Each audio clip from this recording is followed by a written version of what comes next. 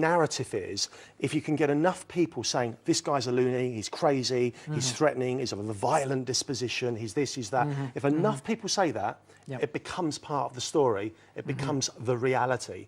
And that's clearly what happened. Say something often enough and people will accept it. I think that's true, yeah. Regardless of the reality, right.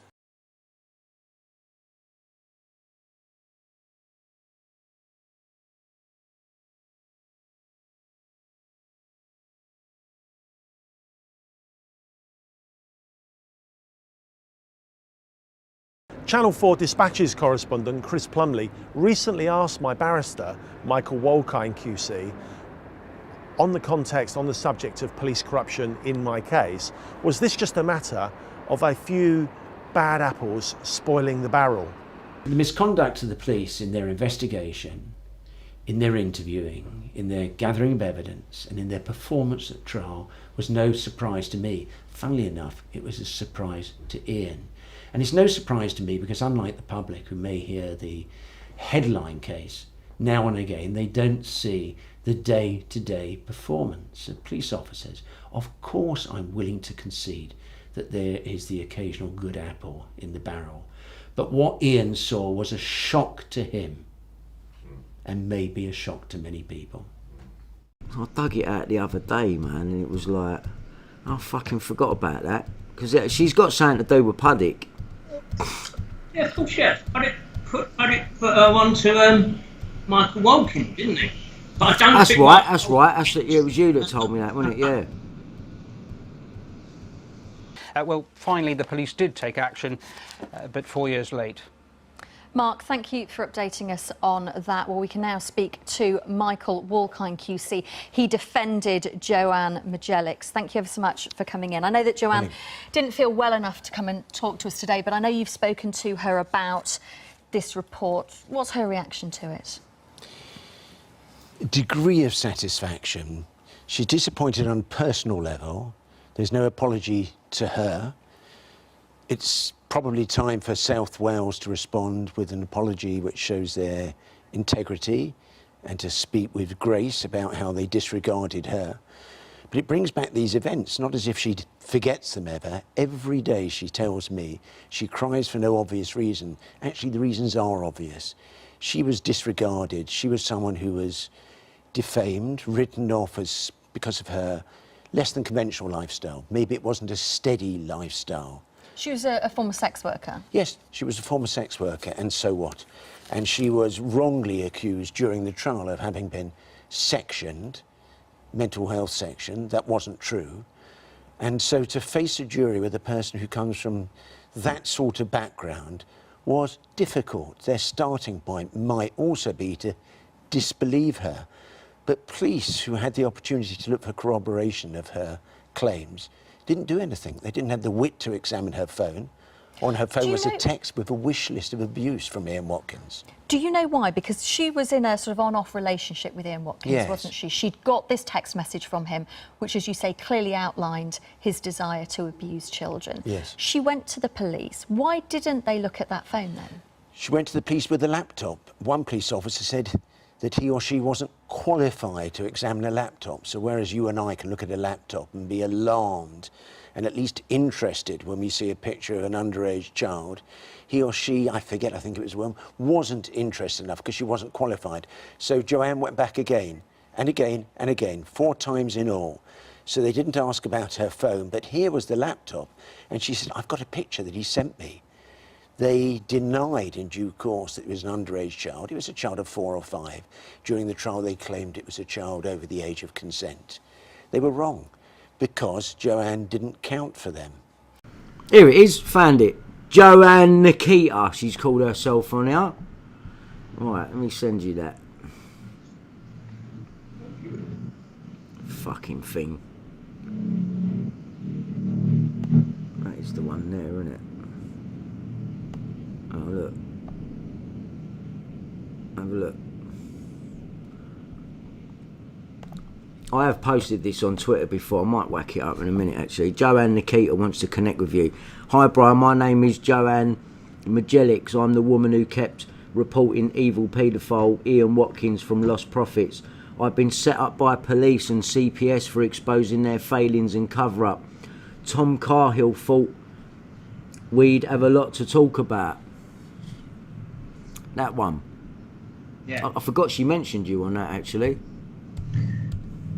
Yeah, well, you know, the reason is because at that time you were still like sucking up information, weren't you? You know what I mean? You were kind of like not knowing what was true, not knowing what wasn't true. I didn't know what was true. I didn't know what wasn't true. I'd only just started speaking to you, and I thought maybe she'll drop something, you know, with you that she'll. Because at the time I didn't really know what a game was. I mean, I just didn't know, and I can't remember what I actually really thought of at that exact time because I can't remember exactly the chronology. But the thing with some of these people is they drop things. It's a bit like Andrew Ash. He's quite clearly a bullshitter, isn't he? But you persevered with him, and then he starts coming out with things like, yeah, I think I want you to kill yourself. Yeah. You know, like he starts just saying loads of stuff that are very damning. You know what I mean? Like David Icke isn't.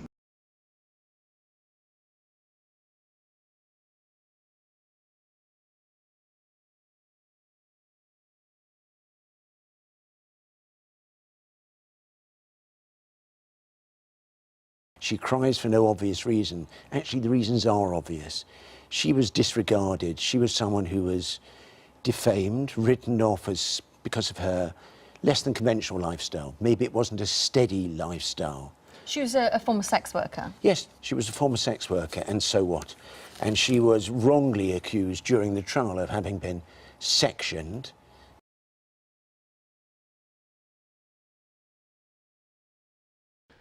Hello, today I'm here with our first citizen activist exposing police corruption and no friend of Brian Harvey. His name is Ian Puddick. Brian who?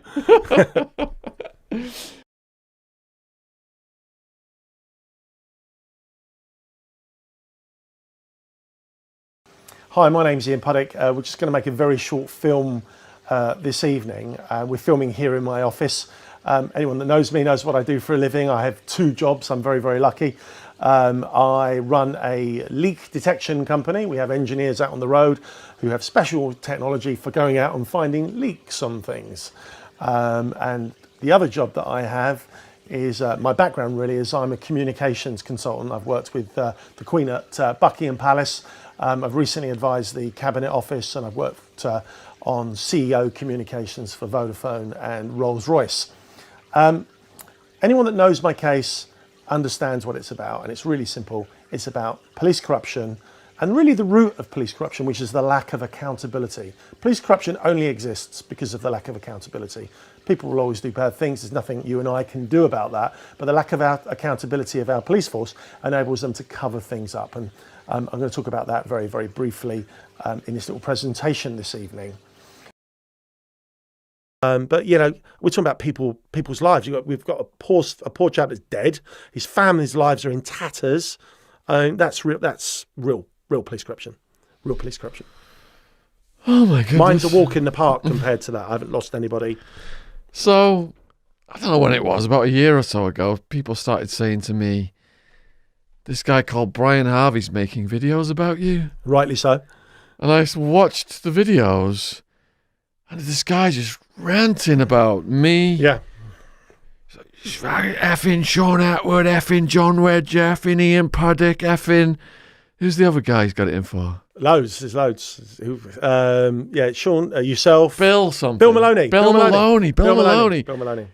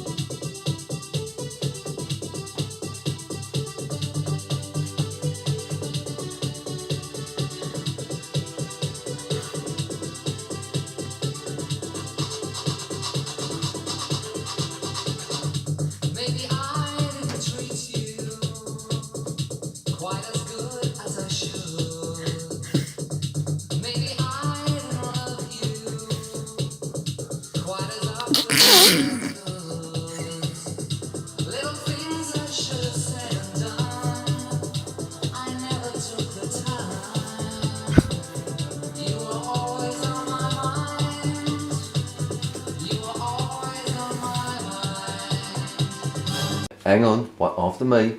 Come forward. Come forward. Victims, come forward. Victims, come forward. To be or not to be? To be or not to be? No. To be. After me, wait for me, get your timing, right? Come forward. Come forward. Victims, come forward. Victims, come forward. To be or not to be?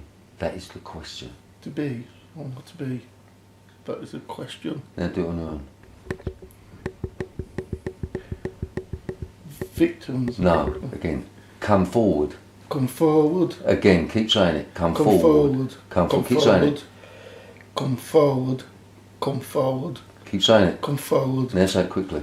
Come forward.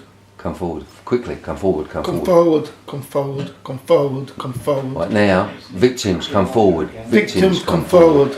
Victims come forward. Say it fast. Victims come forward. Keep going. Victims come forward. Victims come forward. Victims come forward. Victims come forward. Now say this. Come forward. Victims come forward.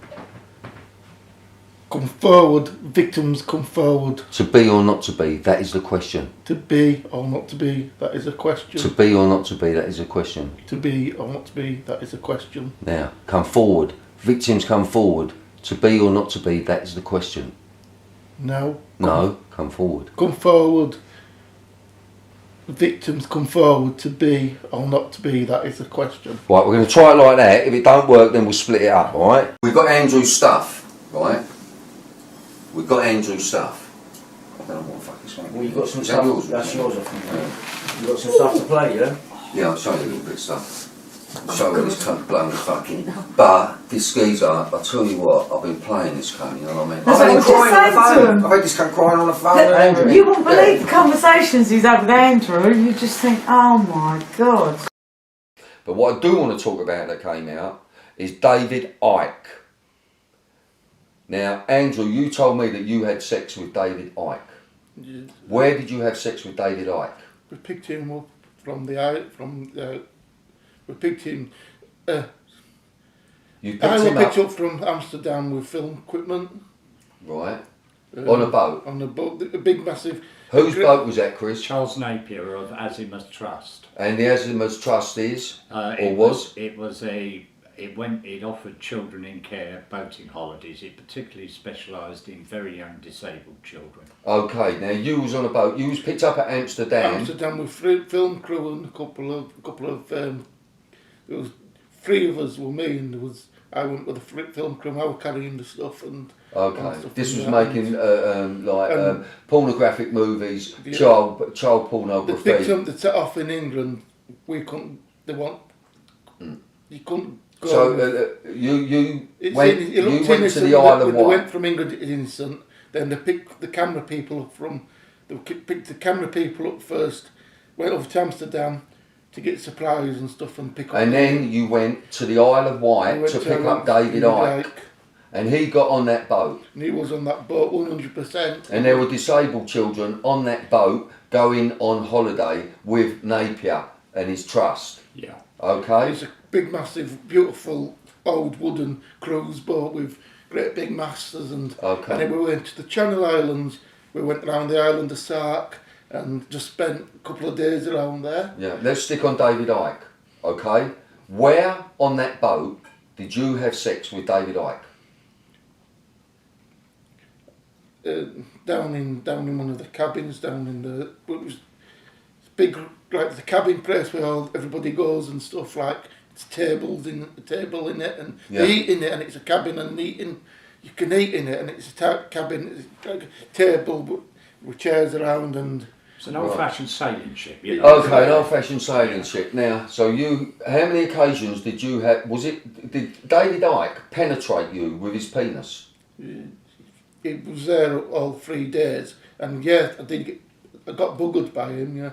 How many times did David Icke bugger you on that trip? He only did me once, but he did younger lads. Younger lads? A lot younger Any lads. disabled kids? There was only disabled kids there. So he was having sex. He had sex with you. I was probably the oldest kid. And there. how old was you then? I was under 16. Right. Yeah, we're under It 16. would have been about 14. About 14. So David Icke's had sex. He buggered you there, right? And then bearing in mind, you were really the equivalent to a rent boy. Because they I gave never you see money. myself as a rent boy. No. I think I wasn't given money to be there. I was given money to help with the filming. Right. Because I was living in a bit of Amsterdam on and off through beat trafficking and stuff like that. You know, when we was talking about these children that were on the boat, the disabled children, you said to me that most of them were Down syndrome. Some of about half of them were Down syndrome. Half of them were Down syndrome. Did David Icke have sex with the disabled children? The Down syndrome child, he did, yeah. He had. Was it a boy or a girl? Boy. It was a The boy. one with his boys, he didn't touch the girls. Okay. Okay. David Icke. Okay, we're going to round it up there. We've got a lot more interviewing to do with Andrew. It's you know, you can see what sort of condition the life that he had as a child has left him in. And why are you coming? I know you're one of the top witnesses of Fernbridge. You've also been threatened by Fernbridge about putting this into the public domain. They told you not to, and then they said that you can. They also told you not to speak to me or Chris Fay. And they says I can. And then they said you can. So you can, you can't. You can't, you can. Then they stopped me from talking to other media and stuff by taking us away and stuff and putting us in hotels. And also what's coming as well, people, this man was taken to the Isle of Wight, went to Parkhurst last year, paid for by Fernbridge. Operation Fernbridge, where they got him to have a meeting with Sidney Cook in Parkhurst. We know about Watkins now. He was only young, he was only a kid. And Have you seen Jonathan King touch him? Yeah. Did Jonathan King touch him? They were fucking him, yeah. Who was? Jonathan King's fucked him. Has he? I've been in the shed in the bed with. I've been in the bed with him and Jonathan King.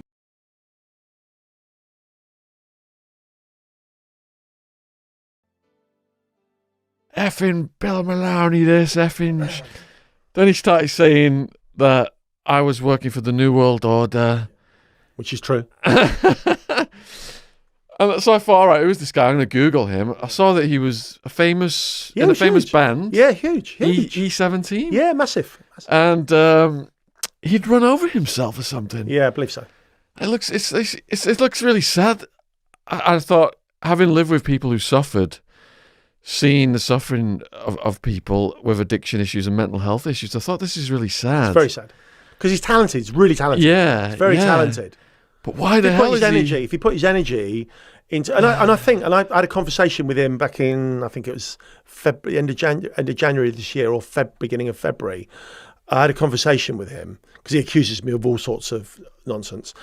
I said to him that, you know, I believe, because he makes videos about him being hacked by News of the World, and from what he shows, I think he probably was. It's our first batch of rum, and this would be the first place we've served it. Yeah, and we're obviously at my mate Murdoch's new building here at the Shard, the news building. So fingers crossed, and good luck to everyone, i.e. Matthew and Kev, who are going to be drinking our gin and rum cocktails. We'll see you on the other side.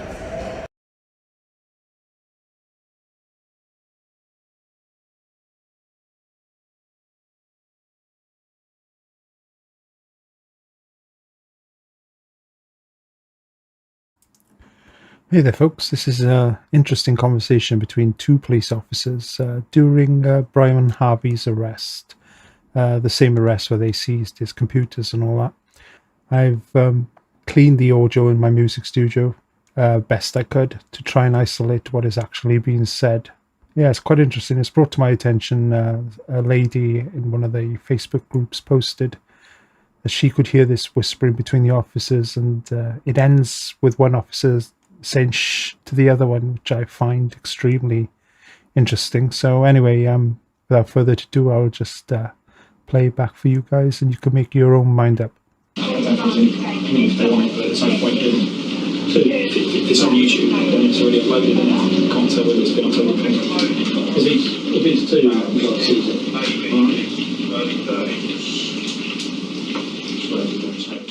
But unfortunately, the conspiracy to hack him 10 years ago, or whenever it was, by News of the World, now involves the Queen, me, you, and all sorts of nonsense. Whereas if he just concentrated on, maybe if if he feels really strongly about that, and he does, and understandably so, do something about that and just focus on getting that right, and also put some energy into his music. He always talks about his music career, and he's very talented. So do it. Don't talk about it. Do it. Do it. Puddick, Puddick. Puddick, Puddick. Puddick, Puddick. Puddick, Puddick.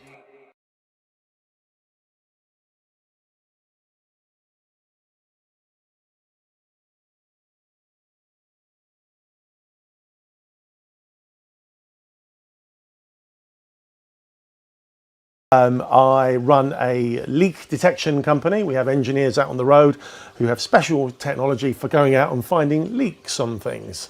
And the other job that I have is, my background really is I'm a communications consultant. I've worked with the Queen at Buckingham Palace. So why did he draw you into his web?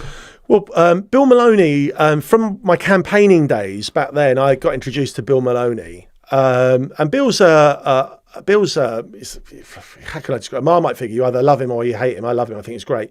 I won't say anything bad about him. He has very unorthodox methods. He's very direct. He's really passionate. And do you know what? If you understand his life and what happened to him in care, and I'm not going to talk about that. Bill wants to talk about that. That's for Bill to talk about. If you look at what happened to him as a young boy in care, I don't bloody blame him. I don't blame him. I'd be furious. What's happened to him. So he's really, really passionate about that. Some people don't like it because he's really, he shouts, he screams, he gets passionate. Mate, I'm asking questions, right? This is bigger than you trying to get me out of the way. This is my life, it's in danger. Have a look online and you'll see that the police have been trying to fucking kill me. Right, I want to talk to Theresa May! Theresa! I want to talk to you! Right, this has gone on long enough! 22 million records! Don't let mean nothing! Don't let mean anything! You're gonna let this happen! We want Leveson too! Now! It's not going away! You can't treat people like this! Do you understand? David Cameron done it! John Major done it! And you're not gonna do it at all! You come out here and you talk to me! 22 million records, and I'm still a piece of shit. What does that say about you? What does that say about you? I'm out here waiting for you. All right? I can talk peacefully. Don't leave me out here. Don't leave me out here. Not with that. I know you can see it. I know you can see it. He's a good friend of John Wedger's. So Bill said to me in 2014, would I buy him a Ninja recorder because they were going to do this interview with someone.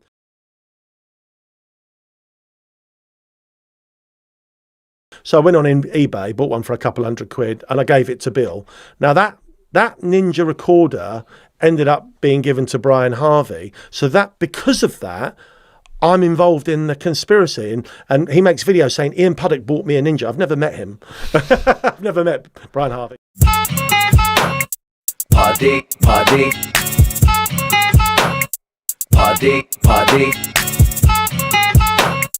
Puddick, Puddick. Puddick, Puddick. And what was Bill asked me for Bill. Bill's my mate. What harm did the Ninja cause, Brian? It's conspiracy. It just involves me in the conspiracy. And then he says they went up and they did this and Puddick funded it. Well, that's just a lie. He just tells lies. Hello? Bill, listen, man. Start telling me the truth about this Puddick situation and what's going on. So, just tell me the truth. I don't fucking know, boy. Bill, I'm going to tell you something, right? No, listen. I ain't shouting, right? Listen to me. Right? I'm not silly, Bill, right? Something's been wrong here from day one. Because everyone's trying to set me up all the time. And I'm getting sick of it, Bill. I know something's wrong, right? You're trying to lead me down a path. Now, you're either working for Murdoch... And we're obviously at my mate Murdoch's new building here at the Shard. Right, because you're not acting right. Right, what has fucking happened? What has happened? Mate, everyone's taking me for a cunt. Puddick's your mate. You let him do that? How the fuck can you let... How can you let him do that? I've met him 3 fucking times. He's your funder, mate. Who's the geezer with a chain round his neck who comes round your house? All of the golden dong geezer that you didn't want to talk about. Bill, you've got to start answering questions, mate, because you go off the subject and you go somewhere else, and I need some answers, or seriously, mate, I'm walking away, I'm having nothing more to do with any of you. I mean it, Bill, right? I mean it. I've come to you to help you. My mate Murdoch's new building here at the Shard. Tell me what's going on, Bill. You ain't giving me no answers. I'll tell you something, right? I don't know any fucking Freemasons. Are you a Mason? When I saw... Bill, are you a Mason? Oh, am I fucking bothered? Well, you shook fucking Andrew's hand like you both a fucking pair out of the craft. No, mate, no, seriously, right? You can say that, but right, you got to see it from my point of view, right? No, you're going to see it from my point of view for a change, Bill, right? You've got to, mate. And I'm staying on the subject this time. Something is not right, right? You got Puddick. The first time I talked to Puddick, he's offering me numbers and all that. Like I'm going to take them off of him. What's he think? I'm stupid? He's working for Murdoch somewhere. He's taking a bung. Because what I'm about to do to News International is worth a few quid to someone if they can walk me into a trap. I'm not stupid, man. Come on, Bill. Come on, mate. Right, listen. That is the first thing he done to me.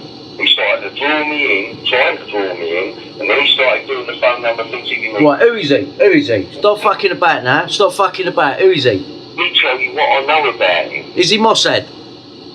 When he went to that fucking Tom Carhill's house, right, I had to fucking raving up. Mate, I'm not bothered about Tom Carhill. At the end of the day, he's in fucking Thailand. I doubt he's even in Thailand. He goes off and plays fucking sound effects when he knows he's going to talk to someone, and he always needs a minute before he talks to me. Right? He's another fucking plant. Well, I'm not stupid. I'm clocking everyone, and I have done Ben from day one. And when I ask questions, I never get anywhere. I always get led off the path. Now, someone is trying to lead me down a path so that I can be discredited because my phone hacking proof is that strong. How comes you never asked me about it? How's the phone hacking going, right? It's always about Megan's the Heroes or something else. Right, listen, mate, I'm going to walk away, right? And I'm going to see fucking Tom Watson. Now, either you give me Andrew so I can get the truth, or I'm going to get Tom Watson to get me Andrew. Because he's the one that fucking funded him. And I'm sick of fucking about, right? I'm the one that's fucking getting ill over it. I'm the one going down shouting at fucking Cameron. I'm the one getting walked into fucking nearly perverting the course of justice with fucking Ben Fellows, who shot Tony Mortimer's film. How the fuck do they know each other? Who took Ben Fellows to Tom the first time? Who took Andrew to Tom the first time for fucking Tom to fund him? All these unanswered questions, and I never get any answers. But I'm going to. I don't know any of those answers, Brian. What, you didn't know that Ben Fellows shot Tony's film when you met me? Is that what you're telling me? Brian, stop it, mate. For a minute. Please, come on. Is that what you're telling me, seriously? I don't know fuck all about Ian Puddick. I swear on my family's graves, I know fuck all about that cunt, except he is a fucking plumber, and he's got a big fucking business, and I looked on him to fund. That's what I looked on him for. No, the geezer's putting the boot into me. You didn't even say nothing to me about it. It's like, mate, I thought you had my back. You ain't got my back. I don't go on Twitter. I don't know fuck all. The first I heard about it was when he fucking phoned me up, the silly cunt, and told me what he'd done, and I said that was bollocks. And I hadn't spoken to him since that fucking Tom Carhill stuff, and that's a little fucking welcome. Right, because I need to get to the bottom of it. Listen, I'm just going to say it now, right? I'm just going to say it now in case you are thinking of it, because I don't know right now. I really don't know who to trust, right? So I'm going to say this one time straight. If you're thinking of walking me into some sort of a trap, Bill, now I've got to say this to you. If you're thinking of doing that, or someone's offering you a bone, I'm telling you now, mate, don't fucking take it. So I'm involved. So, you know, did Bill ask me to buy him a Ninja recorder and did I do it? The answer is yes. And that's it. And then all the rest he just tells lies. Oh, my goodness. But, you know, he's not well, is he? He's not well. He's not well. I wish him all the best. It's sad to see people suffering like that. Yeah. It's our first batch of rum, and this will be the first place we've served it. Yeah, and we're obviously at my mate Murdoch's new building here at the Shard. Narrative is, if you can get enough people saying, this guy's a loony, he's crazy, he's threatening, he's of a violent disposition, he's this, he's that. If enough people say that, it becomes part of the story, it becomes the reality. And that's clearly what happens. Say something often enough and people will accept it. I think that's true, yeah. Regardless of the reality, right.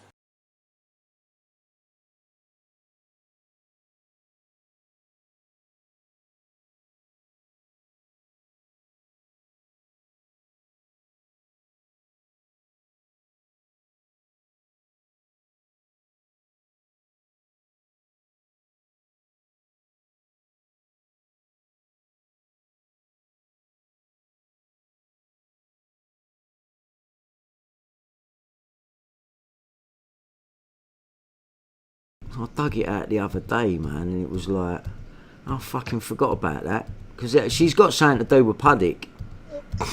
Yeah, of course, yeah. Puddick put her on to Michael Walkin, didn't he? But I don't That's think right, that's right. It was you that told me that, wasn't it? Yeah.